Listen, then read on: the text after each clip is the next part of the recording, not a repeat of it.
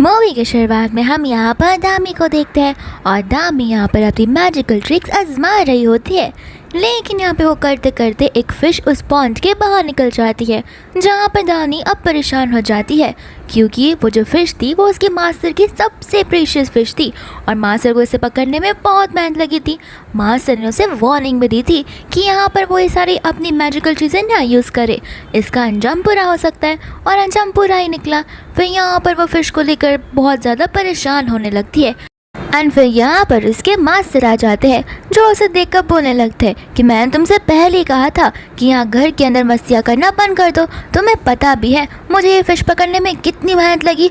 फिर यहाँ पर दामी अपने मैजिकल पावर से वो फ़िश का एक डिश बना देती है और यहाँ पर उसके मास्टर को बिल्कुल अच्छा नहीं लगता और वो उसे कह देते हैं कि बस बहुत हो गया, बहुत समय तक मैंने तुम्हें इन माउंटेन्स में रखा है, अब टाइम आ गया है जहाँ पर तुम्हें सिटी में चले जाना चाहिए। एंड यहाँ पर वो दामी को अपने घर से निकालने लगता है। दामी उनसे बोलती है कि मैं सिटी में जाके करूँगी क्या और आप मुझे सिटी में क्यों भेज रहे हो। फिर यहाँ पर वो उसे नोट देते हैं जिसके अंदर एक टेल सम लिखा होता है, जहाँ पे उसे इस बर्थ डेट का एक इंसान को ढूंढना था जिसका नाम सिम यही होता है। एंड यहाँ पर जब वो उस इंसान को ढूंढ लेगी तो वो उसके साथ शादी करेगी ताकि उसकी लाइफ इटर्नली बहुत आराम से गुजर पाए। दामी यहाँ पर उनसे कहने लगती है कि शादी करना ज़रूरी है क्या। तो माँ से कहते कि हाँ, अगर तुम शादी नहीं करोगी तो उसके साथ रहोगी कैसे, और रहोगी नहीं तो तुम्हारी लाइफ में मुसीबतें आई जाएंगी। फिर वो पूछते कि मैं आखिर सिटी में उसको ढूंढते हुए जाऊंगी कैसे। एंड मास्टर यहाँ पर उसे कंपास दे देते हैं और कहते हैं कि साउथ ईस्ट डायरेक्शन में जाती जाओ, तुम जैसे ही उसका फेस देखोगे तो समझ जाओगी कि ये वही इंसान है। फिर यहाँ से वो चली जाती है जहाँ पर मास्टर को बड़ी तसल्ली मिलती है और वो कहने लगते कि अच्छा हुआ अभी चली गई, थोड़े दिन और रुकते तो मेरा घर ही गिरा डालती। दूसरा हम यहाँ पर एक और सीन देखते हैं जहाँ पर कई सारे बॉडीगार्ड्स एक इंसान को मार रहे होते हैं। एंड यहाँ पर असिस्टेंट जो है अपने बॉस मिस्टर ली से पूछता है कि आखिर हमें इसका क्या करना है। यही वो इंसान है जिसने हमारी कंपनी की चीज़ों को लीक किया था, जिस वजह से हम वो बिडिंग वाला मैच नहीं जीत पाए थे। यहाँ पर वो बेचारा मैनेजर बार बार कहे जा रहा था कि प्लीज़ मुझे माफ़ कर दो, मैं आइंदा कभी ऐसा वापस से नहीं करने की हिम्मत करूँगा। मेरे घर पे छोटे छोटे बच्चे भी हैं जिनका मुझे ध्यान रखना है। लेकिन यहाँ पर मिस्टर ली को इसकी एक भी बातों का कोई फ़र्क नहीं पड़ता। एंड यहाँ पर वो कह देता है कि इसके साथ जाओ और जो करना है करो, लेकिन इसका मुंह नेक्स्ट टाइम से खुलना नहीं चाहिए और इससे आंखों से भी दिखाई देना बंद दे देना चाहिए। इतना बोलकर यहाँ से वो जाने लगता है। लेकिन फिर वो मैनेजर से कहता है कि तुम अपने आप को बहुत बड़ा समझते हो, तुम तो उठ भी नहीं पाते और चल भी नहीं पाते, तुम्हारे मॉम डैड तो बचपन में ही गुजर गए थे, इसके लिए तुम किसी के साथ कभी भी अपनी लाइफ में रह नहीं सकते और तुम प्यार तो डिजर्व ही नहीं करते हो। यहाँ पर मिस्टर ली को गुस्सा आता है लेकिन वो कुछ कहता नहीं है। यहाँ पर असिस्टेंट बोल देता है कि इसके पैर भी तोड़ डालो। फिर यहाँ पर हम वापस से हमारी मेन फीमेल लीड को देखते हैं जहाँ पर दामी अब सिटी में आ चुकी है। यहाँ पर वो इस बिल्डिंग को देखती है जहाँ पर उसका होने वाला हस्बैंड होता है, लेकिन यहाँ पर इस बिल्डिंग में से बहुत सारी नेगेटिव एनर्जी आ रही थी। तो वो सोच रही थी कि आखिर यहाँ पर इतना नेगेटिव पर्सन कौन है जिसमें इतनी सारी ब्लैक एनर्जीज बसी हुई है। दोस्तों यहाँ पर ली जो होता है वो अपनी असिस्टेंट से कह देता है कि जितने भी इंफॉर्मेशन और सबूत है वो सब कुछ पुलिस के हवाले कर दो, आगे क्या करना है वो पुलिस के ऊपर छोड़ देना और हमारे किए हुए जो चीज़ें हैं उसका एक भी नामो निशान मत छोड़ना। दूसरा यहाँ पर दामी उस बिल्डिंग के अंदर आ जाती है जहाँ पर सिक्योरिटी गार्ड उसे रोकने लगता है। दामी सोचती है कि ये मेरा हस्बैंड नहीं, ये तो मेरा हस्बैंड नहीं लगता। तो फिर यहाँ पर वो अंदर जाती है लेकिन वो उसे रोक लेता है। दामी यहाँ पर उसे बोलने लगती है कि मुझे रोक मत, मैं अपने हस्बैंड को ढूंढने जा रही हूँ। तो फिर सिक्योरिटी गार्ड बोल देता है कि तुम जैसे बेगर्स आए दिन यहाँ पर आते हैं और उन्हें लगता है कि वो अंदर आकर चीज़ें चुराकर फटाक से भाग जाएगा, किसी को पता भी नहीं चलेगा। यहाँ पर दामी उसे समझाने लगती है लेकिन दूसरा यहाँ पर मिस्टर ली को आते हुए देख लेती है एंड यहाँ पर उसका कंपास इशारे करने लगता है और दामी समझ जाती है कि यही उसका होने वाला हस्बैंड है। असिस्टेंट उसे रोकता है लेकिन दामी उसे साइड में कर देती है और मिस्टर ली के लाभ पर बैठ जाती है और उसे हस्बैंड बनाने लगती है। फिर यहाँ पर वो उसके फेशियल के हर एक फीचर्स को देखती है, निहारती है और उनकी तारीफ करती है। कहती है कि इसमें से भी ब्लैक एनर्जी आ रही है लेकिन मैं इस ब्लैक एनर्जी को ख़त्म कर सकती हूँ और पॉजिटिविटी ला सकती हूँ। दूसरा यहाँ पर मिस्टर ली कहने लगता है कि तुम्हें आने में इतनी देरी कैसे होगी, मैं तुम्हारा कब से इंतज़ार कर रहा था। लेकिन ये दामी का सिर्फ डिल्यूजनल वर्ल्ड होता है जहाँ पे मिस्टर ली ऐसा बोल रहे थे, इन रियलिटी तो वो बेचारा कुछ कह भी नहीं रहा था। दूसरा यहाँ पर ऑफिस के स्टाफ होता है जो कि उन दोनों को ऐसे देख रहे थे और वो लोग सोचने लगते हैं कि सबने तो कहा था कि इसकी शादी कभी हो ही नहीं सकती है, तो तो फिर ये लड़की कौन है? यहाँ पर दूसरी वाली लड़की बोलने लगती है कि मुझे तो लगता है गाँव से आई हुई है। अच्छी बात है, उसका हस्बैंड व्हील चेयर पर और गाँव से आई हुई है, परफेक्ट मैच है। यहाँ पर असिस्टेंट उनकी बातें सुन लेता है और उन्हें उसी कंपनी से फायर कर देता है। फिर यहाँ पर मिस्टर ली हमारी दामी को धक्का दे देता है और कहता है कि तुम में तमीज़ ही नहीं है। दामी को भी यहाँ पर गुस्सा आता है, लेकिन वो मन में सोचने लगती है कि भले ही कितना कोल्ड पर्सन क्यों ना हो, लेकिन मैं इसका दिल जीत कर ही रहूँगी। वो इसके पास जाती है, लेकिन असिस्टेंट उसे वापस से रोकता है और कहने लगता है कि आपको अभी अभी यहाँ से जाना पड़ेगा। अगर आपने एक और बार कुछ भी करने की कोशिश की तो हमें पुलिस को बुलाना पड़ेगा। फिर यहाँ पर मिस्टर ली भी उसे गेट लॉस बोलकर वहाँ से निकल जाते हैं। यहाँ पर बाद में उसे मिस्टर ली की एनर्जीज फील होने लगती है, जहाँ पर वो जब कैलकुलेट करती है तब उसे समझ में आता है कि इसकी बॉडी में तो पॉइजन है और इसके पास जीने के लिए भी ज़्यादा दिन नहीं बचे। क्या पता मास्टर ने मुझे यहीं पर भेजा हो ताकि मैं इसे ठीक कर सकूँ। फिर यहाँ पर जाकर वो ली से कहने लगती है कि हस्बैंड मुझे तुम्हारे साथ घर पर जाना है। यहाँ पर ली को गुस्सा आता है और वो उसे हटने के लिए बोलता है, लेकिन यहाँ पर दामी उसका पैर पकड़ कर बैठ जाती है। असिस्टेंट भी बड़ी कोशिश करता है उसे वहाँ से हटाने की, लेकिन दामी अपने पावर्स का इस्तेमाल करती है, जिस वजह से असिस्टेंट खुद ब खुद वहाँ से हट जाता है। दामी यहाँ पर ली को समझाने लगती है कि देखो, अगर तुम मुझसे शादी करोगे तो तुम्हारी लाइफ बहुत अच्छी रहेगी। तुम अरे गरे किसी से भी शादी करोगे तो तुम्हारा फेट चेंज नहीं हो सकता, लेकिन मुझसे शादी करने के बाद तुम्हारी किस्मत पूरी बदल जाएगी। यहाँ पर ली को कुछ समझ नहीं आ रहा होता और वो बोल देती है कि बहुत जल्द तुम एक मुसीबत में पड़ने वाले हो। असिस्टेंट को गुस्सा आता है और वो कहने लगता है, तुम्हारी हिम्मत कैसे हुई इतनी नेगेटिव बात करने की, वो भी मेरी बॉस को लेकर। एंड इतने में यहाँ पर पीछे से एक गुंडा आता है जिसके हाथ में चाकू होता है। एंड यहाँ पर वो मिस्टर ली को मारने वाला था, लेकिन सामने से धामी आ जाती है जो उसे पकड़ लेती है। फिर गार्ड यहाँ पर उस गुंडे को लेकर चले जाते हैं। धामी ऐसा नाटक करती कि चाकू उसे लगा हो, लेकिन यहाँ पर वो उसे नहीं लगा होता। धामी उसे कहने लगती कि देखा, मैंने तुम्हारी कैसे जान बचा ली। मैं तुम्हें यही समझाना चाहती हूँ कि एक बार मुझसे शादी कर लो, तुम्हारी लाइफ में कोई ऑब्स्टिकल्स नहीं आएंगे और तुम्हारी लाइफ एकदम स्मूथली जाने वाली है। लेकिन यहाँ पर मिस्टर ली बोल देते हैं कि कितना बोरिंग प्रवचन देती है ये। इसके बाद में यहाँ पर हम लियो को आते हुए देखते हैं, जहाँ पर लियो कहने लगता है कि तुम इस गरीब औरत के साथ यहाँ पर क्या कर रहे हो। तो फिर बाद में धीरे धीरे वो लियो के पास जाती है और कहने लगती है कि अच्छा, तो तुम ही हो वो जिसकी शक्ल अच्छी है लेकिन उसके पास दिमाग नहीं है। यहाँ पर तो ये चीज़ सुनकर असिस्टेंट भी हंसने लगता है। तो फिर यहाँ पर बताती है कि मैं यहाँ पर ली की हस्बैंड बनने के लिए आई हूँ। लियो कहता है कि ली की हस्बैंड, तुम क्या खुद के पैरों पे कुल्हाड़ी मारना चाहती हो? तुम्हें समझ ही आ रहा है तुम क्या बोल रही हो? तुम्हें पता नहीं है, ली के साथ में जो कोई भी रहता है उसके साथ में उल्टे सीधे काम होते ही रहते हैं। उसका बर्थडे के दिन उसके मॉम डैड सेलिब्रेट करने गए थे, लेकिन कार में उनका एक्सीडेंट हो गया। ये एक लड़की के साथ ब्लाइंड डेट पे गया था और उस लड़की का भी एक्सीडेंट हो गया, जहाँ पर वो अस्थमा की वजह से जिंदा नहीं बची। और रही तुम्हारी बात, तो अगर तुम भी इसके साथ शादी करोगे तो तुम्हारे साथ भी कुछ ऐसा ही होगा। यहाँ पर ली को बहुत गुस्सा आ रहा होता है, लेकिन वो लियो को कुछ बोल नहीं पा रहा था। दूसरा यहाँ पर दामी उसके बाजू में चली जाती है एंड अपने हाथों से उसके पैरों में कुछ तो मैजिक करती है। इतना सब कुछ भाषण देकर लियो वहाँ से जाने लगता है। तो धामी उसे बुलाती है एंड लियो जैसे ही पीछे मुड़ता है, धामी अपना मैजिक आजमाती है, जहाँ पर लियो फिसल कर नीचे गिर जाता है एंड धामी यहाँ पर जोर जोर से हंसने भी लगती है। फिर बाद में यहाँ पर वो उसे कहने लगती है कि देखा, अगर तुम मेरे साथ शादी कर लोगे तो कोई तुम्हें बुली भी नहीं कर पाएगा। मन में यहाँ पर सोचने लगता है कि इसमें बात तो कुछ अलग है, लेकिन मैं इंसानों पर भरोसा नहीं करता। दामी उसे बोलने लगती है कि चलो जाकर मैरिज सर्टिफिकेट देते हैं। तो फिर वो बोल देता है कि मुझ में तुम्हें कोई इंटरेस्ट नहीं है। दामी फिर पोजीशन चेंज करने लगती है और कहती है कि क्या मैं अब तुम्हें अच्छी लग रही हूँ। यहाँ पर अचानक से उसे खून की खांसी आने लगती है, तो दामी भी डर जाती है। फिर बाद में वो चेक करने लगती है तो उसे पता चलता है कि वो तो टर्मिनेटली इल है। फिर यहाँ पर वो उसके नर्वस सिस्टम को चेक करती है और वो कहने लगती है कि तुम तो बस 30 साल तक जी पाओगे। यहाँ पर बाद में वो लोग वहाँ से जाने लगते हैं।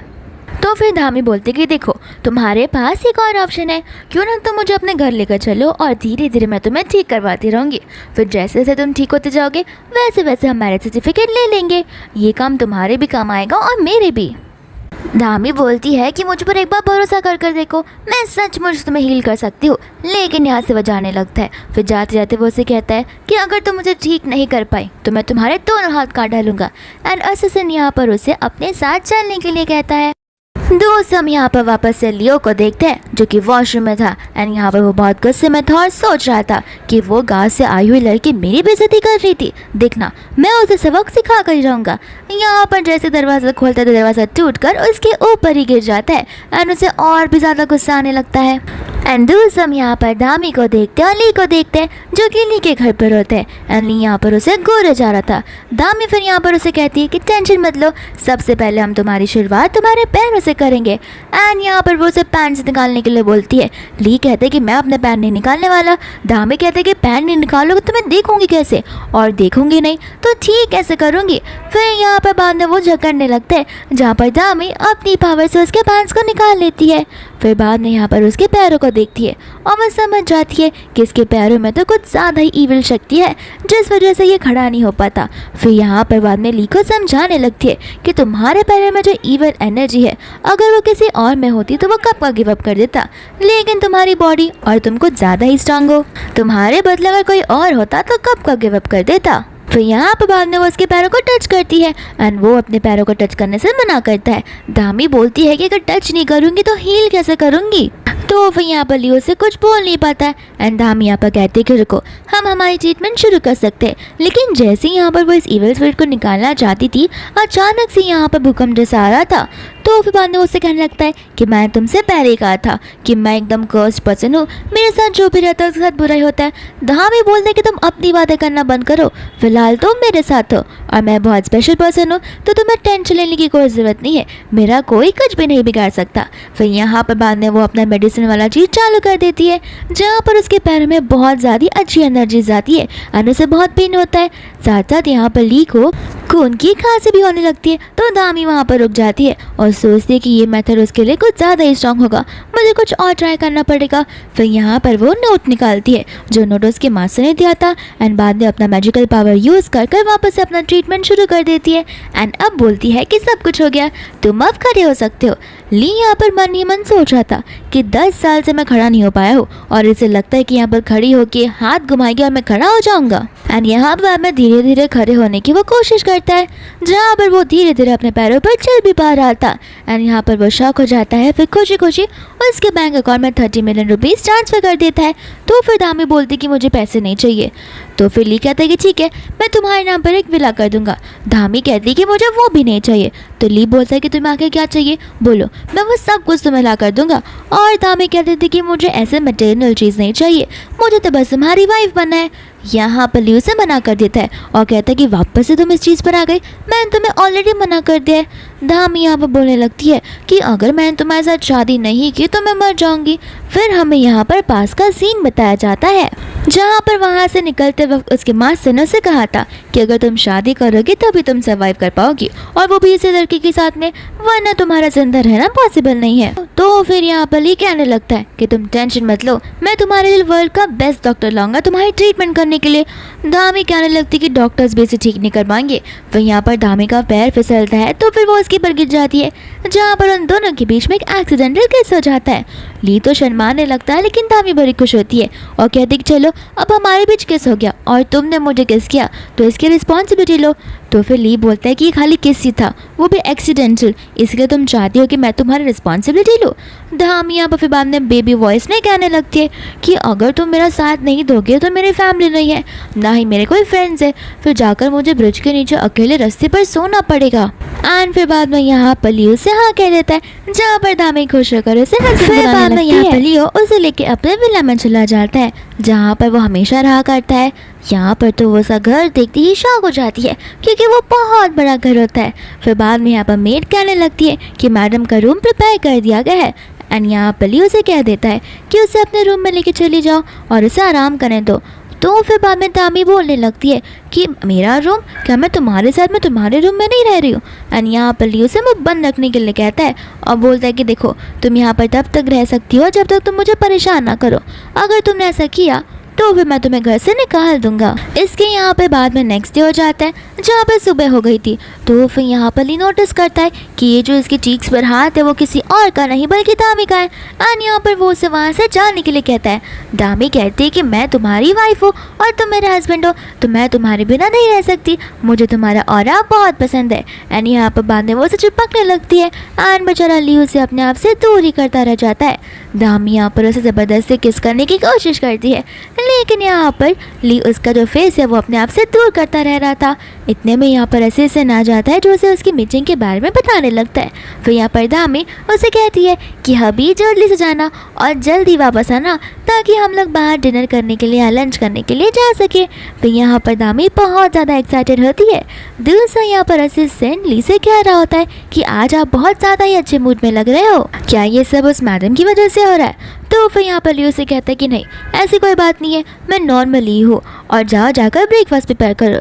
दूसरा यहाँ पर जो दामी को बहुत तेज़ी से खांसी आ रही होती है एंड यहाँ पर उसका माँ से प्रकट हो जाता है, जहाँ पर वो उसे कहने लगते हैं कि आखिर तुम इस इंसान के घर पर क्या कर रही हो? तुमने मैंने कहा था ना उस इंसान को ढूंढने के लिए तुम्हारे हस्बैंड को, उसका पता कुछ चला या नहीं चला? तो दामी बोलने लगती कि मैं उसी के तो घर पर हूँ। तो वे माँ से कहते कि नहीं, तुम गलत हो, एक बार उसका आईडी तो दिखाना। एंड यहाँ पर वो उसका आईडी कार्ड बताने लगती है, जहाँ पर माँ से कहते कि तुम गलत इंसान के साथ हो, तुम इसके साथ जितना रहोगी उतना तुम और बीमार पड़ती जाओगी और तुम बहुत जल्दी ही मर जाओगी। इसलिए मैं तुम्हें सजेस्ट करता हूँ कि अभी के अभी यहाँ से निकलो और अपने रियल हस्बैंड को ढूंढना शुरू कर दो। दामी यहाँ पर मासा से कहने लगती है कि मैं अगर अभी गई तो मैं उसके पैर ठीक नहीं कर पाऊंगी एंड मैंने उससे वादा किया है कि मैं उसे पैर ठीक कर कर आऊँगी। मासा यहाँ पर कहने लगते कि तुम्हें अगर यहाँ से नहीं जाना तो मुझे पहले ही बोल दो, मैं तुम्हें वापस माउंटेन लेकर जाऊँगा और एक रूम में लॉक कर दूंगा ताकि तुम्हारे पास जितने दिन है उतने दिन तो कम से कम तुम शांति से गुजारो। दामी यहाँ पर सोचने लगती है कि यहाँ से वो जा भी नहीं सकती क्योंकि उसने यहाँ पर ली को बहुत मनाया और प्रॉमिस किया है। तो फिर वो सोचती कि क्यों ना मैं मास्टर को बस बोलने के लिए हाँ कह देती हूँ, लेकिन मैं कुछ दिन नहीं पर रहूँगी, उसके बाद अपने हस्बैंड को ढूंढने के लिए जाऊँगी। फिर यहाँ पर वो मास्टर से कहने लगती है कि आप टेंशन मत लीजिए, मैं उस क्रीपी हेड वाले इंसान का पैर नहीं ठीक करने वाली, मैं बहुत जल्दी यहाँ से जल्दी जाऊँगी। दूसरा यहाँ पर होता है हमारा ली जो उसकी बातों को सुन लेता है एंड आकर वो उसे कहने लगता है कि अच्छा तो तुमने मुझे क्रीपी हेड कहा और ऐसा कहा कि तुम मेरे पैर ठीक नहीं करोगी, तो फिर तुम यहाँ पर क्या कर रही हो? दामी यहाँ पर उसे समझाने लगती है कि देखो जैसा तुम सोच रहे हो वैसा बिल्कुल भी नहीं है, वो मेरे मास्टर यहाँ पर थे जिस वजह से मुझे ये सब बोलना पड़ा, लेकिन मैं ऑब्वियसली तुम्हारे पैर ठीक करूँगी। तो फिर यहाँ पर ली बोलने लगता है कि कोई ज़रूरत नहीं है, अब तुम यहाँ से जा सकती हो। तो फिर यहाँ पर वो उसे कहने लगती है कि तुम मेरी बात पर यकीन करके तो देखो। ली कहता है कि मुझे तुम्हारी एक भी बात को नहीं सुनना एंड यहाँ पर वो मेड को बुला देता है, जहाँ पर वो मेड को उसे वहाँ से ले जाने के लिए कहता है। यहाँ पर दामी उसे कहती है कि तुम नहीं चाहते कि तुम अब खड़े होकर भाग सको, चल सको नॉर्मल इंसानों की तरह। ली यहाँ पर उसे कह देता है कि 10 सालों से मैं व्हील चेयर पर हूँ और कुछ दिनों और बचे हैं मेरे जीने के, तो मैं अगर वो भी व्हील चेयर पर बिता लूँगा तो मुझे कुछ तकलीफ नहीं पहुँचेगी, मैं अपना गुजारा कर लूँगा और तुम अपना सामान पैक करो और अभी का अभी यहाँ से बाहर निकल जाओ। फिर यहाँ पर मेड दामी को खींचते हुए ले जाती है और इसे घर के बाहर निकाल देती है। यहाँ पर बाद में दामी उस मेड से कहने लगती है कि प्लीज़ मुझे उसके रूम में एक बार वापस जाने दो क्योंकि मेरा एक बैग था जो मैं भूल चुकी हूँ, मैं प्रॉमिस करती हूँ कि वो बैग लेकर बस मैं वापस आ जाऊँगी। एंड यहाँ पर दूसरी मेड उस बैग को लेकर आ जाती है और दामी के पास अब कोई रीज़न नहीं रहता उस घर में वापस घुसने का, लेकिन इतने में यहाँ पर लिया जाता है जो रोक लेता है। दामी कहते कि देखा तुम मुझे रोकने के लिए आ ही गए, लेकिन यहाँ पर ली मेड से बोलता है कि ज़रा उस बैग को चेक तो करना, उसमें कहीं हमारे कुछ कीमती सामान है भी या फिर नहीं। मेड कहने लगती है कि मैंने यहाँ पर सब कुछ पहले से ही चेक कर लिया है, इसमें सिर्फ मैडम के खुद के पर्सनल सामान है। और यहाँ पर मैडम गुस्सा हो जाती है और कहने लगती है कि तुम्हें लगता है कि मैंने कुछ चोरी किया होगा, आखिर तुम मुझ पर ऐसा इल्ज़ाम कैसे लगा सकते हो? ली बोलने लगता है कि तुम जैसे लोग जहाँ से आते हो ना तुम्हें पता होता है ना तुम्हें खुद का नाम अच्छे से पता होता है, कहाँ तुम रहते हो, तुम्हारे घर वाले कौन है, तो फिर ऑब्वियसली मुझे ऐसे लोगों पर शक तो जाएगा ही। फिर यहाँ पर दामी को गुस्सा आता है एंड उसे कह देती है कि तुम सिर्फ पैरों के साथ ही नहीं अपनी आंखों के साथ भी डिसेबल हो, तुम पूरे के पूरे अंधे हो। एंड यहाँ पर बाद में वो गुस्से में वहाँ से चली जाती है। दूसरा यहाँ पर वो घर पर बैठा होता है तो फिर मेड यहाँ पर दामी का बैग लेकर आ जाती है और बताने लगती है कि इसमें क्या क्या है। फिर यहाँ पर वो उसे वहाँ से जाने के लिए बोलता है एंड यहाँ पर बाद में असिस्टेंट आ जाता है जो उसे कहने लगता है कि मैं अपनी इन्वेस्टिगेशन जारी रख रहा हूँ। जब मैंने दामी को देखा तो फिर यहाँ से जाने के बाद उसने किसी के साथ भी कॉन्टैक्ट नहीं किया है और वो यहाँ पर रास्ते पर ही घूमे जा रही है। उसने सुबह से लेकर अभी तक न पानी की एक बूंद पी है, ना ही खाने का कुछ खाना खाया है। तो फिर यहाँ पर ली बोलने लगता है कि लगता है तुम्हें दामी की कुछ ज़्यादा ही फिक्र हो रही है। यहाँ पर असिस्टेंट उसे समझाने लगता है कि मुझे लगता है कि दामी आपके पैरों को ठीक कर सकती है। ली यहाँ पर बोलने लगता है कि कोई ज़रूरत नहीं है, मैं बस थोड़ा सा खड़ा क्या हो गया, तुम्हें लगता है कि वो मेरे पैर ठीक कर सकती है। तो फिर उसका असिस्टेंट उसे समझाता है कि देखिए वो आपको खड़ा तो कर पाई है, डॉक्टर्स तो आपके साथ इतना भी नहीं कर पाए, और न जाने कि मुझे उससे कोई पॉजिटिव ऑरा फील होता है, तो मुझे लगता है कि वो आपके पैरों को सचमुच ठीक कर सकती है। बाद में यहाँ पर ली को दामे की कही हुई पुरानी बातें याद आने लगती है। तो फिर वो असिस्टेंट से चलने के लिए कहता है। असिस्टेंट बोलते हैं कि क्या हम सच में दामू को देखने जा रहे हैं? तो वो कहता है कि नहीं, मैं तो बस सिंपल वॉक पर जा रहा हूँ। एंड असिस्टेंट समझ जाता है कि उसका बॉस तो बस बहाने दे रहा है। इसके बाद में हम यहाँ पर दामी को देखते हैं जो कि मेडिसिनल हब वाले स्टोर में गई थी, लेकिन यहाँ पर उसे जो सीट्स चाहिए थे वो अवेलेबल नहीं थे। तो फिर वो यहाँ से बाहर जाने लगती है और सोचने लगती है कि इस चीज़ के बिना मैं उसके पैरों को कैसे ठीक करूँगी। इतने में यहाँ पर लियो आ जाता है और कहने लगता है कि लगता है उसे तुम्हें घर से बाहर निकाल दिया, लेकिन तुम टेंशन मत लो, मैं उसके जैसा नहीं हूँ, तुम मेरे साथ चलोगी तो मैं तुम्हें अच्छे से रखूँगा। एंड यहाँ पर बाद में वो धामी का हाथ पकड़ कर उसे ले जाने लगता है, लेकिन धामी को जाना नहीं था तो वो उसे बार बार मना किए जा रही थी। इतने में वहाँ पर ली आ जाता है जो उनको ऐसे सिचुएशन में देख लेता है। एंड बाद में अब धामी लियो के पैर पर लात मारकर जोर से चली जाती है और कहती है कि देखा मेरा हस्बैंड अब वापस आ चुका है। एंड यहाँ पर लियो गुस्सा कर वहाँ से चला जाता है। फिर बाद में यहाँ पर दामी ली से कहने लगती है कि क्यों तुम अब रिग्रेट कर रही हो मुझे घर से निकाल कर? तो फिर ठीक है, मैं घर पर आने के लिए वापस रेडी हूँ, लेकिन तुम्हें नील डाउन कर माफ़ी मांगना पड़ेगा। तो मैं शायद से तुम्हें कुछ मेडिसिन प्रिस्क्राइब करूँगी जो तुम्हें ठीक कर देगा। ली यहाँ पर कहने लगता है कि वो मुझे ठीक करेगा या फिर वो मुझे मारने के लिए मेडिसिन है। धामी यहाँ पर उसे कहने लगती है कि तुम मुझ पर ज़रा सा भी ट्रस्ट नहीं कर सकते। ली कहते हैं कि ट्रस्ट और तुम पे, अभी अभी मैंने देखा है तुम्हें और लियो को जहाँ पर तुम दोनों कितने क्लोज नजर आ रहे थे। धामी उसे कहने लगती है कि जैसा दिखता है वैसा होता नहीं, और तुम्हें इतना क्या डिफिकल्ट लगता है किसी पर ट्रस्ट करने के लिए। इतना बोलकर यहाँ पर धामी को गुस्सा आता है तो वो वहाँ से जाने लगती है। लेकिन दोस्तों यहाँ पर ली के ऊपर एक पॉट गिरने वाला था, जहाँ पर धामी मैजिक से उस पॉट को रोक देती है एंड वो पॉट ली के ऊपर नहीं गिरता। फिर धामी ली से कहने लगती कि देखा मैंने तुमसे कहा था ना कि तुम मेरे साथ रहोगे तो बेनिफिट में रहोगे, मैं तुम्हारी सेवा कर सकती, तुम्हारी हेल्प कर सकती हूँ और तुम्हें बचा भी सकती हूँ। लेकिन यहाँ पर लियो फिर भी उस पर शक करने लगता है और उसका पर्पस जानने लगता है। धामी कहने लगती कि आज तक मैंने तुम्हें हार्म करने की सोचा तक नहीं है और तुम मेरे बारे में ये सब सोच रहे हो। फिर यहाँ पर वो उसके व्हीलचेयर को धक्का देती है, जहाँ पर उसका व्हीलचेयर बड़ी स्पीड से नीचे की ओर जाने लगता है। फिर धामी यहाँ पर स्पीड में रन कर उसके व्हीलचेयर को पकड़ लेती है और कहती है कि देखा मैंने तुम्हें बचा लिया था ना। तो फिर यहाँ पर लियो से कहता है कि हाँ, धक्का मारने वाली भी तुम ही थी। धामी बोलते कि आखिर तुम्हारे में प्रॉब्लम क्या है। ली बोलने लगता है कि मैं तो अभी भी सोच रहा हूँ कि आखिर तुम और लियो के बीच में चल क्या रहा है। धामी को लग रहा होता है कि उसे लग रहा है कि हम दोनों के बीच में कुछ तो चल रहा है, यानी कि हम गर्लफ्रेंड बॉयफ्रेंड है। तो फिर धामी यहाँ पर समझाने लगती है कि जैसा तुम सोच रहे हो वैसा नहीं है, मैं तो उस लियो को जानती भी नहीं हूँ, न जाने यहाँ पर वो कहाँ से टपका और मेरे साथ झगड़ने लगा। लियो उसे कह देता है कि तुम कुछ भी बोलो, मुझे तुम्हारी बातों पर भरोसा नहीं होने वाला। इसके बाद न वापस से यहाँ पर वो ली को रोकती है और उसके नर्वस सिस्टम को चेक करने लगती है। लेकिन यहाँ पर ली की जो स्ट्रॉन्ग ईविल एनर्जी थी उससे उस बेचारी को उल्टी आने लगती है और वो भी खून की। फिर यहाँ पर वो बेहोश हो जाती है एंड दूसरे यहाँ पर मास्टर को समझ आ जाता है कि बेचारी दामी के साथ में कुछ तो प्रॉब्लम है। फिर यहाँ पर बामा डॉक्टर उसे बताने लगते हैं कि शायद से डिहाइड्रेशन की वजह से दामी बेहोश हो गई थी। तो फिर बामा ली डॉक्टर से पूछता है कि अभी तक वो होश में क्यों नहीं आई है। डॉक्टर कहते हैं कि हो सकता है उसे थोड़ी नींद की कमी पड़ गई हो, तो फिर वो सो रही है, कुछ बहुत समय बाद में ही वो वापस में नींद से उठ जाएगी। लेकिन इतने में यहाँ पर ली को आवाज़ आने लगती है मास्टर की। मास्टर यहाँ पर उसे चुप रहने के लिए कहते हैं और बोलते हैं कि कोई यहाँ पर मुझे नहीं सुन सकता तुम्हारे अलावा, तो फिर तुम भी अपना मुंह बंद रखो। यहाँ पर वो पूछने लगता है कि आखिर आप है कौन। मास्टर यहाँ पर बोलने लगते हैं कि मैं धामी का मास्टर हूँ एंड यहाँ पर जो धामी की हालत हुई है वो सिर्फ और सिर्फ तुम्हारी वजह से हुई है। फिर यहाँ पर मास्टर अपने पावर्स का इस्तेमाल करते हैं और धामी के नर्वस सिस्टम को चेक करने लगते हैं। फिर यहाँ पर उन्हें समझ आने लगता है कि ये इसके साथ जो कुछ भी हुआ है वो ली की ईविल एनर्जी की वजह से हुआ है एंड यहाँ पर वो ली को सब कुछ बताने लगते हैं। वो उसके साथ साथ ये भी कहते हैं कि तुम्हें बचाने के चक्कर में वो बेचारी अपनी एनर्जी लूज करती जा रही है। तो फिर यहाँ पर वो उससे पूछने लगता है कि इसका कोई उपाय नहीं है। माँ से यहाँ पर बताने लगते हैं कि ये उपाय तो मैंने इसे पहले से ही दे दिया था, उससे अपने डेस्टिनाइड पर्सन के साथ में शादी करनी होगी, जिस वजह से ये जिंदा रह पाएगी, वरना इसके मरने के दिन कुछ ज़्यादा ही करीब आ रहे हैं। यहाँ पर ली को उसकी बातों का बहुत बुरा लगता है कि उसने गुस्से में आकर न जाने इस बेचारी को क्या क्या सुना दिया। यहाँ पर वो माँ से कहता है कि क्यों ना मैं कुछ दिनों के लिए धामी को अपने पास ही रख लूँ। एंड यहाँ पर वो बोलने लगते हैं कि अभी मैंने तुम्हें कहा कि तुम्हारी वजह से उस बेचारी को प्रॉब्लम्स हो रही है और तुम कह रहे हो कि तुम्हें उसके साथ रहना है। ली यहाँ पर कहने लगते कि आप मुझे गलत समझ रहे हो, मैं यहाँ पर उसकी देखभाल करूँगा और उसकी सेवा करूँगा जब तक उसे उसका डेस्टिनाइड पर्सन ना मिल जाए, इससे ज़्यादा और कुछ भी नहीं। मास्टर्स कहते कि ठीक है, मैंने मेरा काम कर दिया है, अब तुम दोनों को जो करना है तुम वो कर सकते हो।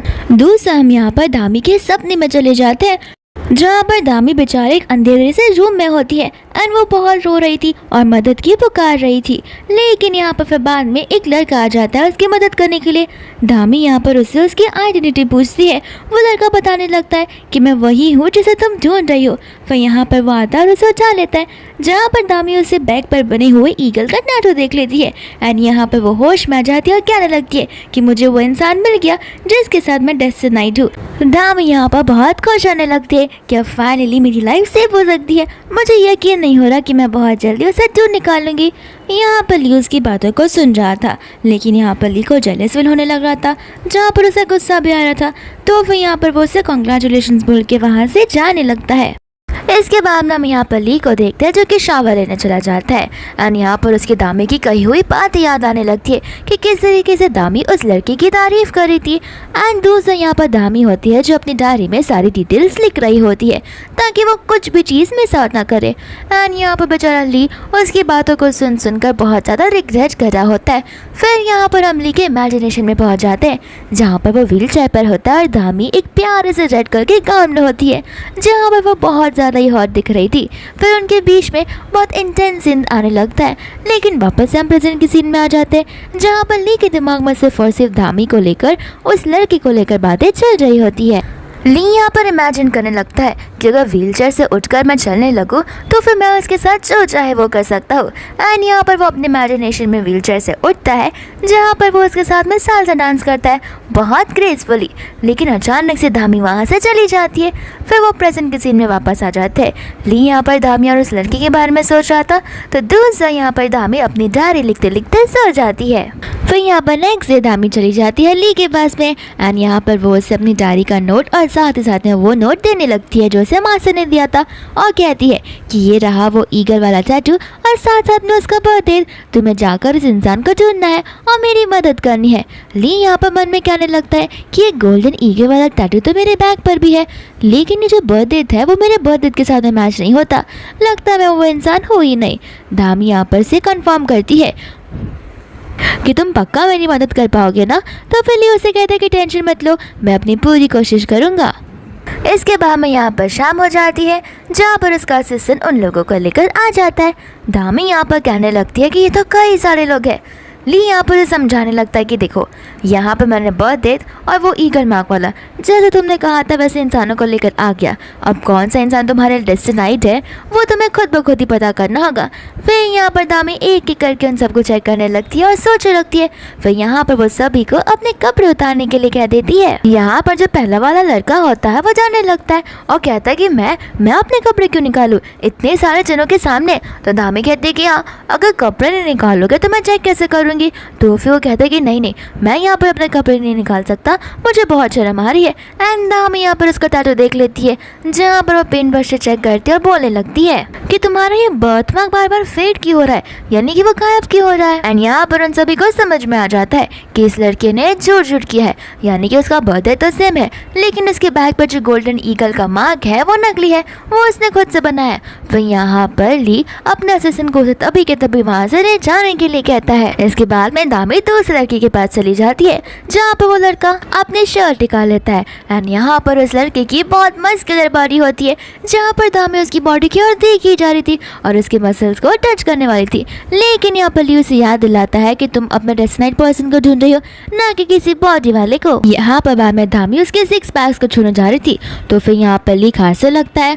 दामी बोलती है कि तुम्हें कुछ प्रॉब्लम है। ली बोलता है कि नहीं, मुझे बस खांसी आ रही है। दामी यहाँ पर उसके मसल्स को वापस टेस्ट करने वाली थी लेकिन ली वापस से खांसने लगता है और दामी बोलती कि इतनी खांसी आ रही थी तो जाकर मेडिसिन लो, यहाँ पर मुझे डिस्टर्ब मत करो। फिर वो दूसरा लड़का उसे समझाने लगता है कि देखो तुम मेरी बॉडी को जितना चाहे उतना फील कर सकती हो। बाद में यहाँ पर दामी कहती है कि लगता है यही वो इंसान है जिसके साथ मैं डेस्टिनेट हूँ।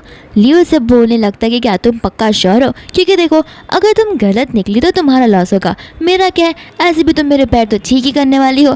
फिर यहाँ पर दामी बोलते कि रुको मुझे कैलकुलेट करके देखने दो एंड यहाँ पर वो अपना कैलकुलेशन शुरू कर देती है और कहती कि नहीं ये वो इंसान है ही नहीं। फिर यहाँ से असिस्टेंट उसे भी लेकर चला जाता है। फिर यहाँ पर हम लास्ट वाले पर्सन पर आ जाते हैं लेकिन जैसे दामी उसे कपड़े निकालने की कोशिश करती है वो यहाँ पर क्या देता है कि मेरा बर्थ मार्क फेक है और मेरा बर्थ डेट भी, मैं तो बस यहाँ पर पैसे के लिए झूठ बोलने के लिए आया था, मुझे माफ़ कर देना। ऐसे चिल्ला चिल्ला कर वो वहाँ से फिर भाग जाता है। यहाँ पर वो सोचने लगती है कि मैं इतने लोगों से मिली तो फिर भी मुझे मेरा डेस्टिनेट पर्सन नहीं मिला, आखिर मैं उसे कहाँ से ढूंढ निकालूंगी। और यहाँ पर तो कितने सारे लोग होंगे जिनके बैग पे अलग अलग बर्थ मार्क होगा ईगल का और साथ साथ में बर्थ डेट भी सेम होगा, पता नहीं मैं कब उसे ढूंढ निकालूंगी। दूसरा यहाँ पर मेड पानी लेकर आ रही होती है तो वो पानी ली के ऊपर गिर जाता है शोल्डर के यहाँ पर, जहाँ पर वो उसे माफ़ी मांगने लगती है तो ली उसे वहाँ से जाने के लिए कहता है। दूसरा यहाँ पर दामी आ जाती है जो उसके बैग पर वो मार्क देख लेती है और कहती है कि यही मार्क है जो मैंने मेरे सपने में देखा था, लेकिन तुम्हारा बर्थ डेट तो है वो प्रॉपर नहीं है तो फिर तुम वो पसंद नहीं हो सकते, लेकिन तुम टेंशन मत लो, तुम मेरे फ्रेंड ज़रूर बनकर रह सकते हो। यहाँ पर लियो से कहने लगता है कि अगर मैं तुम्हें ना बोलूँ तो, अगर मैं तुम्हें कहूँ कि मुझे मोर देन फ्रेंड्स रहना है तब तुम क्या कहोगी। तो फिर यहाँ पर दामी कहने लगती है ये क्या तुम्हें मेरे साथ फ्रेंड्स भी रहना, तुम तो बड़े बुरे हो, एज अ फ्रेंड तो हम रह ही सकते हैं। यहाँ पर लियो से कहने लगता है कि तुम नाटक कर रही हो और जानबूझकर मुझे सताने के लिए ये सब कर रही हो, तो मैं समझ नहीं रहा मैं तुम्हें क्या कह रहा हूँ। दामी बोलने लगती है कि बस करो, तुमने मेरा फ्रेंडशिप को चक्कर आ रहा है जिस वजह से मुझे बहुत हर्ट हुआ है।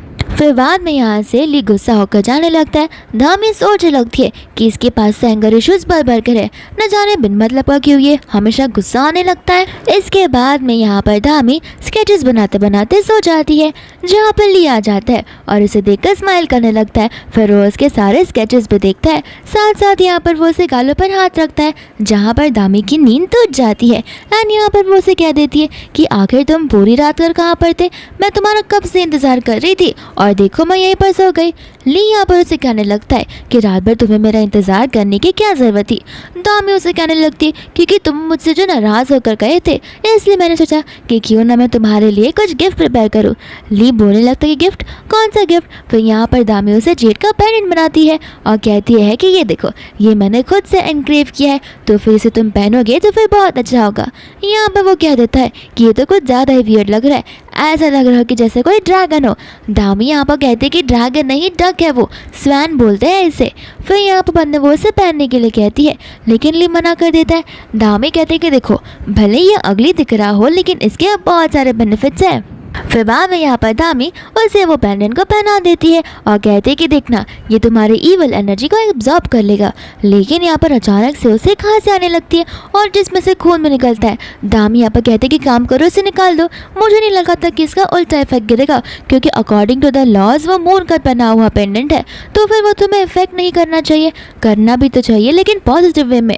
यहाँ पर वो पेंडेंट को निकालने से मना कर देता है और कहता है कि मुझे नहीं लगता ये पेंडेंट की वजह से हो रहा है, हालांकि मुझे जेड वाली चीज़ों से एलर्जी तो है लेकिन ये चीज़ ये काम नहीं कर सकती। दूसरा दामी यहाँ पर उसे चेक करती है और कहने लगती है कि ये तो तुम्हारी वजह से नहीं हो रहा, ये तुम्हारे घर पे किसी जगह की वजह से आ रही है। फिर दामी यहाँ पर पूरे घर को चेक करने लगती है एंड यहाँ पर बाद वो अपने पावर्स का इस्तेमाल करती है, जहाँ पर जैसे अपने पावर का यूज़ करती है यहाँ पर उसे एक डॉल मिल जाती है जिसके अंदर एक निडल घुसाई हुई थी। फिर वो उसे कहती है कि ऐसी चीज़ तुम्हारे घर पर है और तुम्हें इसका अंदाज़ा भी नहीं है, और देखो ये डॉल को अगर तुम ध्यान से देखकर पकड़ोगे तो उसमें तुम्हें कुछ फील होगा, एक एनर्जी जैसा, एंड इस डॉल के अंदर बहुत सारे तंत्र मंत्र किए गए हैं।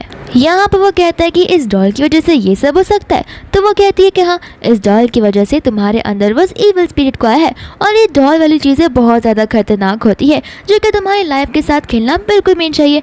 तो फिर यहाँ पर वो उसे पूछता है कि आखिर इस डॉल की वजह से मेरी कौन सी बॉडी इफेक्ट की हुई होगी।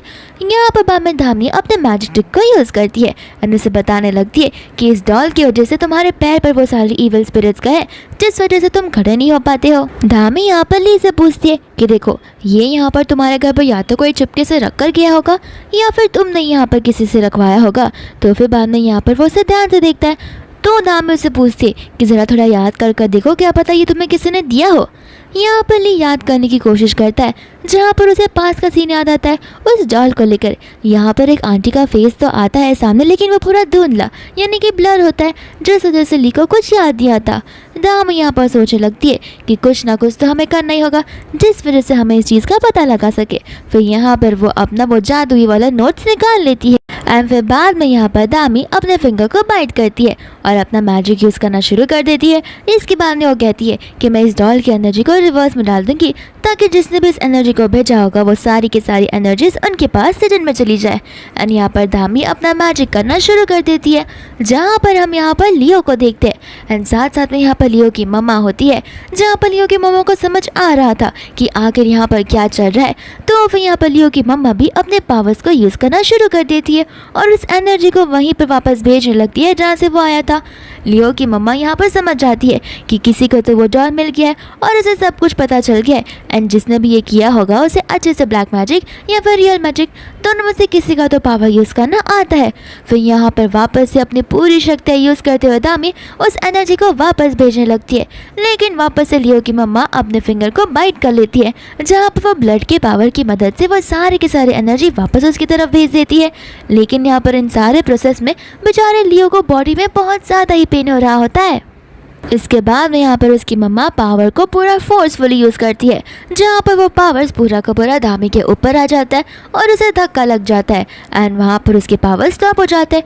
धामी सोचने लगती कि आखिर उस दूसरे साइड में ऐसा पावरफुल कौन सा इंसान है जिससे इस समय में भी ये सारी चीज़ें आती हो। फिर यहाँ पर धामी बेहोश हो जाती है जहाँ पर लीडर जाता है और चिल्लाकर अपने असिस्टेंट को बुलाता है एंड यहाँ पर जैसे असिस्टेंट आता है वो असिस्टेंट को डॉक्टर को बुलाने के लिए कहता है। दोस्त हम यहाँ पर लियो को देखते जहाँ पर लियो होश में आ गया था। फिर यहाँ पर वो अपनी मम्मा से पूछने लगता है कि क्या मैं मरने वाला हूँ। यहाँ पर वो आंटी कहने लगती कि नहीं, तुम मरने नहीं वाले हो और ऐसी बातें करना बंद कर दो क्योंकि तुम मेरे बेटे हो और मैं तुम्हें ऐसा होने देने कभी भी नहीं सकती। दूसरे यहाँ पर लियो उन्हें बताने लगता है कि आपको नहीं पता है, जब मैं अभी नींद में था तब मैं अपने ICU में था और मुझे मेरे बचपन की याद आ रही थी जहाँ पर मेरी जान दांव पे लगी हुई थी। फिर यहाँ पर उस आंटी को वो पास का सीन याद आने लगता है जहाँ पर कई सारे डॉक्टर्स होते हैं और लियो का इलाज चल रहा था एंड यहाँ पर आंटी डॉक्टर से कह रही होती है कि प्लीज़ कुछ भी कर मेरे बच्चे को बचा लीजिएगा। लेकिन यहाँ पर डॉक्टर्स ऑपरेशन करने के बाद उसकी मम्मा से कह देते हैं कि हमें माफ़ कर देना, हमने हमारी पूरी कोशिश की है लेकिन यहाँ पर आपकी बेटी ने ही दम तोड़ दिया है, जहाँ पर हम उन्हें कुछ भी कर लेंगे तो वो वापस से जिंदा नहीं हो पाएगा। एंड डॉक्टर यहाँ पर से चले जाते हैं जहाँ पर लियो की लाइफ तभी चली जाती है एंड यहाँ पर उसकी बेचारी मम्मा बहुत ज़्यादा रोने लगती है। लेकिन इतने में यहाँ पर मास्टर ऑफ ईविल आ जाता है। यहाँ पर लियो की मॉम को समझ नहीं आता कि आखिर ये इंसान है कौन। फिर यहाँ पर वो अपना इंट्रोडक्शन देने लगता है जहाँ पर उसे पता चलता है कि वो अपनी बेटी की लाइफ को वापस से ला सकती है एंड यहाँ पर ईविल मास्टर उसे कहने लगता है कि अगर तुम्हें अपनी बेटी की लाइफ को वापस लाना है तो इसके बदले में तुम्हें एक और लाइफ देनी होगी। यहाँ पर वो आंटी सोचने लगती है कि दूसरी लाइफ आके मैं कहाँ से लेकर आऊँगी। इतने में यहाँ पर हमें छोटा वाला बचपन का ली दिख जाता है एंड यहाँ पर ली की वो आंटी होती है जहाँ पर वो आंटी से पूछने लगता है कि क्या मेरा कज़न वापस ठीक हो जाएगा। दूसरे यहाँ पर ईविल मास्टर होता है जो कि ली को देख के सारे कैलकुलेशंस करने लगता है एंड यहाँ पर वो आंटी के कान में बोलने लगता है कि ये बच्चा एकदम परफेक्ट मैच है तुम्हारे बच्चे को वापस जीवित करने के लिए। इसका जो फेट है एकदम प्रॉपर है और ये रिच भी है, तो फिर यहाँ पर तुम्हारे बच्चे के लिए बहुत वेल्थ और अच्छी खासी हेल्थ लाएगा। लियो की मम्मा यहाँ पर उस बच्चे को कहने लगती है यानी कि ली को कि देखो, अगर तुम चाहते हो कि तुम्हारा कज़न ब्रदर जल्द से जल्द ठीक हो जाए तो तुम्हें वैसा ही करना होगा जैसा मैं तुम्हें करने के लिए कहूँगी। एंड यहाँ पर वो उसकी बात मानने के लिए रेडी हो जाता है।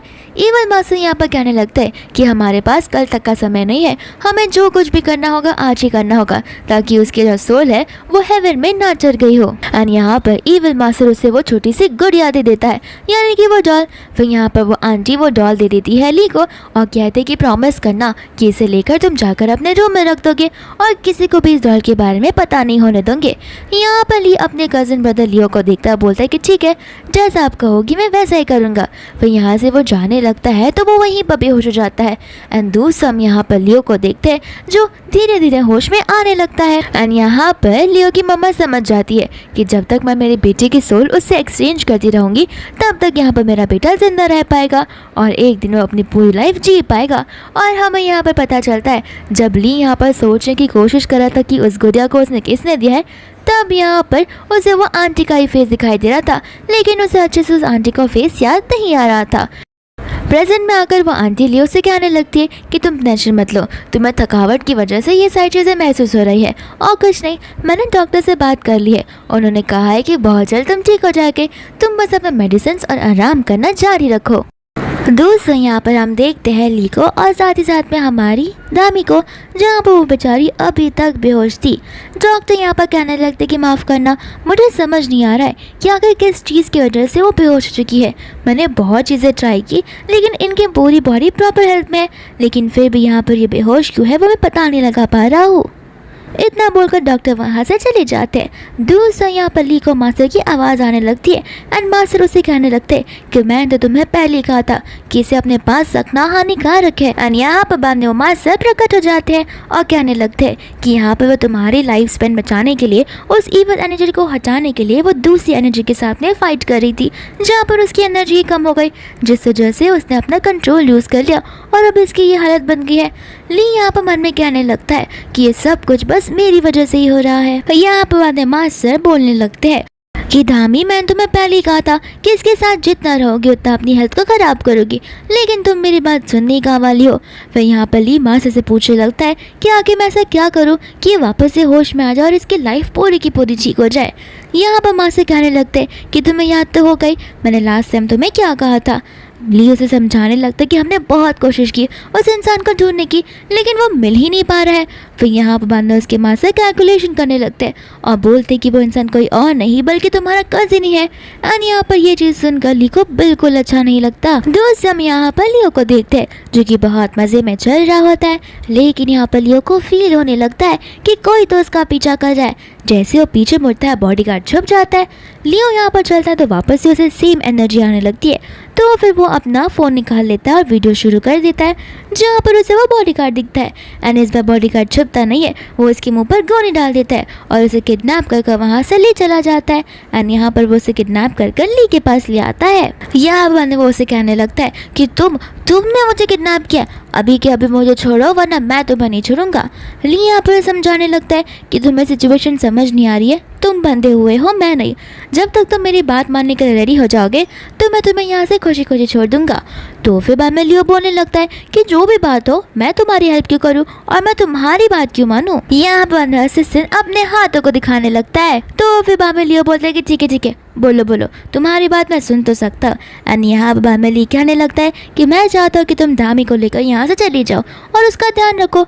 लियो यहाँ पर कहने लगता है कि क्यों, वो तो तुम्हारी है, मैं तुम दोनों के बीच में क्यों आऊँ। ली यहाँ पर समझाने लगता है कि कुछ हफ्तों के लिए मैं यहाँ से बाहर जा रहा हूँ, तो तब तक मैं चाहता हूँ कि वो तुम्हारे साथ रहे और तुम्हारे साथ कंफर्टेबल होकर एडजस्ट हो जाए। लियो यहाँ पर फिर उसे मना कर देता है। असिस्टेंट वापस से अपने हाथों को मरोड़ने लगता है। तो फिर लियो कहता है कि ठीक है मैं करने के लिए रेडी हूँ, लेकिन उसके बदले में मुझे मिलेगा क्या। ली यहाँ पर कहने लगता है कि लास्ट टाइम जो तुमने मांगा था वो मैं तुम्हें देने के लिए रेडी हूँ। तो फिर यहाँ पर वो उसकी 10% कंपनी के शेयर्स मांगने लगता है एंड ली उसे हाँ भी बोल देता है। फिर बाद में लियो यहाँ से चला जाता है। दूसरा यहाँ पर दामी की नींद खुल जाती है, जहाँ पर वो अपने सामने लियो को पाती है और उससे पूछने लगती है कि आखिर मैं यहाँ पर क्या कर रही हूँ। लियो बोलने लगता है कि तुम यहाँ पर कुछ नहीं कर रही हो, ली ने यहाँ पर तुम्हें भेजा है। दामी कहते कि हो ही नहीं सकता, ली मुझे तुम्हारे हवाले बिल्कुल नहीं कर सकता। फिर यहाँ पर लियो ली की वॉइस रिकॉर्डिंग सुनाने लगता है। दामी कहती कि मैं तुम पर ट्रस्ट नहीं करती, क्या पता वो वॉइस रिकॉर्डिंग फेक हो। तो फिर लियो बोल देता था कि ठीक है एक काम करो, अगर तुम्हें इतना ही डाउट है तो जाओ जाकर उसे पूछ लो। एंड यहाँ पर धामी कॉल लगा लेती है ली को, लेकिन यहाँ पर कॉल पे करता है उसका असिस्टेंट। तो फिर असिस्टेंट को वो कॉल देने के लिए कहती है, लेकिन असिस्टेंट करता है कि माफ़ करना, मुझे मास्टर ने आपको कॉल देने से मना किया है और कहा है कि आपसे रिश्ता हमेशा हमेशा के लिए तोड़ने के लिए। यहाँ बाद में धामी को गुस्सा आने लगता है और वो वहाँ से कहती है कि मैं इस ली को तो अभी बताती हूँ। तो फिर यहाँ पर ली उसे रोक देता है और कहता है कि तुम कहीं नहीं जा सकती, 24 आवर्स तुम्हें मेरे साथ ही रहना है। तो फिर धामी बैठ जाती है एंड यहाँ पर लियो से कहने लगता है कि तुम्हें समझ नहीं आ रहा, ली तुमसे पीछा छुड़ाना चाह रहा है और कुछ भी नहीं। फिर यहाँ पर धामी की आंखों से आंसू आने लगते हैं एंड लियो से समझाता है कि देखो तुम्हारी लाइफ में तो लड़के आते जाते रहेंगे, तुम इसमें रोने वाली कौन सी बात है। दूसरा यहाँ पर असिस्टेंट ली से पूछता है कि क्या आपको सच में लगता है कि आपको धामी को लियो के पास छोड़ देना चाहिए। ली यहाँ पर कहने लगते हैं कि हाँ, मुझे फिलहाल के लिए यही ठीक लग रहा है क्योंकि लियो जो है वो उसका डेस्टिनेट पर्सन है, इसलिए हम कुछ भी नहीं कर सकते। असिस्टेंट यहाँ पर कहने लगता है लेकिन आपको तो पता ही है लियो कितना बड़ा स्मार्ट और चालाक इंसान है, वो धामी के लिए कंपैटिबल बिल्कुल भी नहीं है। ली कहता है कि इसमें मैं कुछ नहीं कर सकता, अगर मैं धामी को अपने साथ रखता हूँ तो मेरा लाइफ का तो कुछ नहीं होगा, लेकिन धामी की लाइफ प्रॉब्लम में आ जाएगी और मैं नहीं चाहता कि मेरी वजह से उसके लाइफ में कोई भी प्रॉब्लम या इशू आए, तो इससे अच्छा यही होगा कि वो मुझसे दूर जाए। फिर यहाँ पर बाद में ली उस जेड पेंडेंट को देखने लगता है और मन में कहने लगता है कि भले तुम मुझसे दूर हो, लेकिन मैं सिर्फ और सिर्फ तुम्हारी अच्छाई चाहता हूँ, भले उसके लिए मुझे तुमसे दूर क्यों ना रहना पड़े। दूसरा यहाँ पर धामी होती है जो कि उस पौधे में से लीव्स निकाले जा रही थी एंड लियो से कहता है कि ऐसा मत करो, वो जो है वो बहुत महंगा प्लांट है। एंड यहाँ पर धामी से वो उस प्लांट को ले लेता है एंड यहाँ पर वो सोचने लगती है कि आखिर ली ने मुझे अबेंडन क्यों किया होगा। लियो कहता है कि अब बस भी करो, आखिर कब तक तुम इस चीज़ के बारे में सोचती रहोगी, अब अपनी ओवर थिंकिंग से बाहर भी आ जाओ। फिर यहाँ पर वो उसे कहता है देखो अगर तुम्हें यहाँ पर रहना है तो तुम्हें अच्छे से मेरी सेवा करनी होगी। तो फिर धामी कहती है कि ठीक है एंड यहाँ बाद में वो अपने पावर्स यूज़ करने लगती है, लेकिन जैसे वो अपने पावर्स यूज़ करती है उसे कुछ मैजिकल चीज़ें दिखाई देने लगती है। साथ ही साथ यहाँ पर वो रखी हुई सारी चीज़ों को नोटिस करती है जो कि एक स्पिरिचुअल चीज़ें होती है एंड यहाँ पर वो सोचने लगती है कि आजकल के ज़माने में ये सारी चीज़ों का मिलना बहुत मुश्किल है, तो फिर इसके घर पे ये सारी चीज़ें क्या कर रही है, क्या पता अगर इसी ने ही ली का फेथ को चुराया हो तो। लेकिन ऐसा पॉसिबल नहीं है क्योंकि ये दोनों के दोनों तो ब्रदर्स है, तो फिर एक भाई दूसरे भाई को क्यों ही मारना चाहेगा। धामी यहाँ पर लियो की तरफ देखे जा रही थी। लियो कहने लगता है कि घूर क्या रही हो, मुझे इतना घूरती रहोगी तो मैं बीमार पड़ जाऊंगा। धामी बोल लगते तुम मुझ पर चिल्ला क्यों रहे हो। तो फिर लियो बोलता चिल्ला नहीं रहा हूँ, मेरी आवाज़ इतनी ऊँची है, लेकिन ठीक है ना, मैं कम से कम ली के जैसे तो नहीं हूँ जो तुम्हें अबेंडन करके चला गया। धामी यहाँ पर फिर बाद में सोचने लगती है। दूसरा धामी को एक इन्विटेशन दिखता है जहाँ पर वो एक ऑक्शन की तरह होता है। फिर यहाँ पर वो उससे वो मेडिसिनल हर्ब के बारे में पूछने लगती है और कहती है कि क्या ये दोनों चीज़ वहाँ पर अवेलेबल होगी। तो फिर लियो कहता है कि हाँ होंगी तो, लेकिन अगर तुम सोच रहे हो कि मैं तुम्हें वहाँ पर लेकर जाऊँगा तो भूल जाओ, मैं तुम्हें वहाँ पर लेकर बिल्कुल नहीं जाने वाला। धामी फिर यहाँ पर उसकी बॉडी को फ्रीज कर देती है और कहती है कि मुझे भी वहाँ पर जाना है। लियो बोल देता है कि तुम वहाँ पर जाओगी तो तुम्हें ली को फेस टू फेस फेसिंग करना पड़ेगा, क्या तुम उसके सामने टिक पाओगी। धामी बोलती कि हाँ क्यों नहीं, अच्छी बात है वो वहाँ पर आ रहा है, उसे भी देखना चाहिए कि मुझे अबेंडन करने के बाद मैं और कितनी ज़्यादा ब्यूटीफुल हो गई हूँ। मैं चाहती कि वो मुझे देखे और मेरी ब्यूटी के बारे में सोचे, फिर रिग्रेट करे कि मैंने इसे क्यों अबेंडन किया और दिन भर रोता रहे। फिर यहाँ पर लियो कहता है कि देखो मुझे छोड़ दो, मैं तुम्हें लेके नहीं जाने वाला। तो धामी कहते हैं कि ठीक है, ज़िंदगी भर यहीं पर खड़े रहना। लियो बोलता है कि ठीक है, अगर मैं तुम्हें अपने साथ ले चल रही हूँ तो क्या तुम मुझे अनफ्रीज कर दोगी। और धामी बोलती है कि हाँ। तो फिर लियो रेडी हो जाता है उसे वहाँ पर ले जाने के लिए।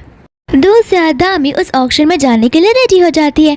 फिर यहाँ पर असिस्टेंट का कॉल आ जाता है जो उसे कह देता है कि हम लिफ्ट के यहाँ पर वेट करेंगे, तुम भी वहीं पर आ जाना। एंड यहाँ पर वो लोग लिफ्ट के यहाँ पे थे। तो फिर लियो असिस्टेंट को चलने के लिए कहता है, लेकिन असिस्टेंट उसे बोल रहा होता है कि हाँ बस 2 मिनट और ऑक्शन अभी तक शुरू नहीं हुआ है। एंड इतने में यहाँ पर धामी आ जाती है सनग्लासेस पहनकर एंड वो बड़े हीरोइन वाले स्टाइल में अपने सनग्लासेस को निकालती है एंड ली उसे देखते ही जा रहा था। एंड उसके बाजू में लियो आ जाता है। मन में ली यहाँ पर कहने लगता है कि लगता है वो उसके साथ रहकर बहुत ज़्यादा ही खुश है, मेरे साथ तो वो इतनी खुश कभी भी नहीं दिखी। दूसरा यहाँ पर वॉसिसन को चलने के लिए कहता है एंड धामी को इग्नोर कर देता है। फिर बाद में यहाँ पर लियो को कुछ कॉल आता है तो वो वहाँ से चला जाता है। इसके बाद में हम यहाँ पर एक शीन नाम की लड़की को देखते हैं जो कि यहाँ पर ली को आते हुए देखती है और उसे ड्रिंक ऑफर करने लगती है। एंड धामी भी ये साइड से देख लेती है और सोचने लगती है कि अच्छा तभी मैं समझू कि मुझे इग्नोर क्यों कर रहा है, क्योंकि उसे बाकी की लड़कियों पर लाइन जमाना है। यहाँ पर लियो से उस ड्रिंक के लिए ना बोलने वाला था, लेकिन इतने में यहाँ पर धामी आ जाती है जो उस ड्रिंक को लेकर पी जाती है। फिर यहाँ पर शीनो से कहती है कि आखिर तुम कौन हो और तुम दोनों का रिलेशन क्या है। ली यहाँ पर कह देता है कि मैं इस लड़की को जानता नहीं हूँ, एंड जीन यहाँ पर उसे कहती है कि प्लीज़ यहाँ से निकलो और हम दोनों को डिस्टर्ब मत करो। तो फिर यहाँ पर धामी ऐसा नाटक करती है कि जैसे ड्रिंक कर कर उसे चक्कर आ रहा हो। फिर बाद में यहाँ पर वो चक्कर खाते खाते ली के लैप पर बैठ जाती है और उसे कहने लगती है कि मुझे पता है कि तुम्हारे दिल में अभी भी मैं ही हूँ। एंड यहाँ पर ली उसे धक्का मार के नीचे गिरा देता है और वहाँ से जाने लगता है। धामी को भी गुस्सा आ जाता है कि आखिर ये इतना रूड क्यों है। इसके बाद में यहाँ पर वो ऑक्शन शुरू हो जाता है जहाँ पर धामी को वो चीज़ें चाहिए थी, लेकिन यहाँ पर जो प्राइस है वो उसका असिस्टेंट यानी कि ली का असिस्टेंट बढ़ाया जाता है। एंड यहाँ पर वो चीज़ मिल जाती है ली को और धामी को गुस्सा आने लगता है। फिर वहाँ से वो लोग जाने लगते हैं जहाँ पर असिस्टेंट आकर धामी को वो चीज़ दे देता है एंड कहता है कि मास्टर ली ने ये चीज़ आपके लिए खरीदी है। फिर बाद में यहाँ पर वो उससे पूछने लगती है कि अगर उसे मुझे अपने आप से दूर रखना है तो वो मुझे इतनी महंगी चीज़ क्यों दे रहा है। असिस्टेंट कहता है कि आप खुद जाकर उनसे पूछ लीजिए। एंड यहाँ पर वो उसे ढूंढते ढूंढते बाहर चली जाती है और उसे बुलाने लगती है, लेकिन यहाँ पर ली उसकी आवाज़ सुन तो रहा था बट वो वहाँ से चला जाता है। दूसरा बेचारी धामी नीचे बैठकर रोने लगती है एंड ली यहाँ पर उसे देख लेता है। असिस्टेंट कहता है कि आप वहाँ पर जा सकते हो, लेकिन ली कहता है कि नहीं, मैं उससे जितना दूर रहना चाहूँ उतना ही बेहतर रहेगा, वरना धीरे धीरे उसे भी मेरे लिए फीलिंग्स आ जाएगी। दूसरा यहाँ पर लियो आ जाता है जो उसे लेकर चला जाता है, लेकिन यहाँ पर जाने से पहले धामी का कॉल आ जाता है उसके असिस्टेंट का एंड धामी को पता चलता है कि ली का एक्सीडेंट हो गया एंड फटाक से वो उसे मिलने के लिए हॉस्पिटल आ जाती है एंड अपने पावर्स का इस्तेमाल कर कर वो उसे होश में लाती है। लियो उसे तभी के तभी वहाँ से जाने के लिए कहता है, लेकिन धामी उसे कहती कि नहीं, तुम जैसा सोच रहे हो वैसा नहीं है, मैं सब कुछ समझ गई हूँ और असिस्टेंट ने मुझे सब कुछ बता दिया है। तो फिर देखो, जब मैं उससे घर गई थी तो मुझे वो फेट वाली एनर्जी नहीं दिख रही थी, लेकिन जब मैं तुम्हारे साथ थी तो उस ईवल एनर्जी की वजह से मैं वो सब फील नहीं कर पा रही थी। तो फिर यहाँ पर लियो उसे कहने लगता है, इसका मतलब है कि तुम्हारा डेस्टिनेड पर्सन मैं हूँ। तो वो कहती है कि हाँ तुम ही हो एंड मुझे लगा है कि तुम्हारा जो फेट है वो लियो के साथ में एक्सचेंज हो गया है, जो कि लियो का फेट इनवैलिटी है भी नहीं, वो तुम्हें बिलोंग करता है। अगर वो चीज़ तुम्हारे पास वापस आ जाती है तो मैं तुम्हें छोड़कर वापस कभी नहीं जा सकती, क्योंकि तुम ही मेरे डेस्टिनेड पर्सन रहोगे एंड तुम्हारे पास जो फेट है वो असल में लियो का फेट है, तो फिर हमें उसका फेट वापस देना होगा। यहाँ पर हमें बाद में पास का सीन दिखाया जाता है जहाँ पे अच्छे वाले मासे के पास वो आंटी गई होती है अपने चाइल्ड को फेट का लेकर, लेकिन यहाँ पर मासे कह देता है कि तुम जो कर रही हो बिल्कुल गलत है। लेकिन आंटी यहाँ पर इवल चीज़ों में बिलीव करती है, जहाँ पर वो मासे के ऊपर ब्लैक मैजिक चला देती है। यहाँ पर प्रेजेंट में धामी ठान लेती है कि हमें कैसे भी कर उस फेथ को एक्सचेंज करना ही पड़ेगा एंड यहाँ पर धामी उसकी आंटी से यानी कि लियो की मॉम से मिलने के लिए चली जाती है, जहाँ पर लियो की मॉम का पूरा पर्दा फाश हो जाता है। उसकी मॉम यहाँ पर कहने लगती है कि जब तक मैं इस चीज़ों को ना तोड़ूं तब तक वो चीज़ें नहीं टूट सकती, चाहे तुम कुछ भी कर लो। वह यहाँ पर धामी अपने पावर्स का इस्तेमाल करती है और उसके फॉर्मेशन को गिरा देती है, जहाँ पर लियो की मम्मा भी गिर जाती है। इतने में ही लियो वहाँ पर आ जाता है एंड लियो को भी सारी चीज़ें पता चल जाती है और उसकी मॉम रोते हुए कहती है कि ये सब तो मैं तुम्हारे लिए कर रही हूँ। एंड यहाँ पर लियो अपनी मॉम को समझाने की कोशिश करने लगता है, जहाँ पर उसकी मॉम अपनी बेटी की बात सुन लेती है। फिर यहाँ पर लियो धामी से कह देता है कि जाकर अपने ली से कह देना कि मैं और मेरी माँ अब्रॉड जा रहे हैं मेरे ट्रीटमेंट के लिए। फिर यहाँ पर बाद में ली भी आ जाता है। इसके बाद में वो लोग घर पर होते हैं जहाँ पर धामी ली के पैरों का इलाज कर रही थी एंड यहाँ पर वो उसे चलकर देखने के लिए कहती है, जहाँ पर लियो धीरे धीरे चलने लगता है एंड यहाँ पर वो जानबूझकर धामी के ऊपर गिर जाता है। धामी कहते हैं कि मुझे ऐसा क्यों लग रहा है कि तुमने ये जानबूझ किया है। तो फिर ली कहता है कि क्यों, सबसे पहली बार तुम तब मेरे ऊपर गिरी थी और हमारा एक्सीडेंटल किस हुआ था, तभी भी तो तुमने जानबूझ किया था, तो अब हम इक्वल नंबर पे। एंड यहाँ पर धामी हंसने लगती है, जहाँ पर लियो से किस करने लगता है। फिर इसी किसिंग सीन के साथ में ये मूवी यहीं पर खत्म हो जाती है।